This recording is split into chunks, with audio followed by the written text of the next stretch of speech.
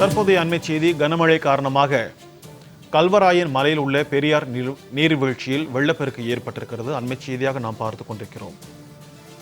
கள்ளக்குறிச்சி, சின்னசேலம், தியாகதுர்கம், கல்வராயன் மலை உள்ளிட்ட பகுதிகளில் பரவலாக மழை பெய்தது. இதன் காரணமாக தற்போது கல்வராயன் நீர்வீழ்ச்சியில் வெள்ளப்பெருக்கு ஏற்பட்டிருக்கிறது. அண்மை செய்தியாக நாம் பார்த்து கொண்டிருக்கிறோம்.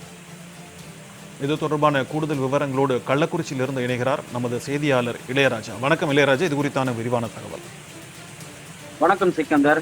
தமிழகத்தில் பல்வேறு மாவட்டங்களில் கனமழை பெய்யக்கூடும் என சென்னை வானிலை மையம் தெரிவித்திருந்தது.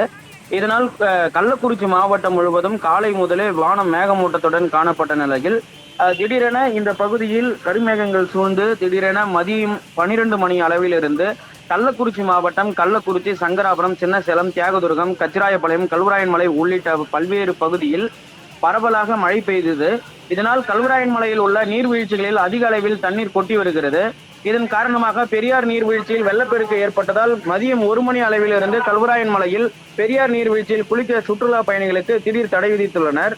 விடுமுறை நாள் என்பதால் பல்வேறு மாவட்டங்களிலிருந்து ஏராளமான சுற்றுலா பயணிகள் வந்திருந்த நிலையில் மழை பெய்ததின் காரணமாக வெள்ளப்பெருக்கு ஏற்பட்டதால் சுற்றுலா பயணிகள் குளிக்க வனத்துறை அதிகாரிகள் தடை விதித்து உள்ளனர்.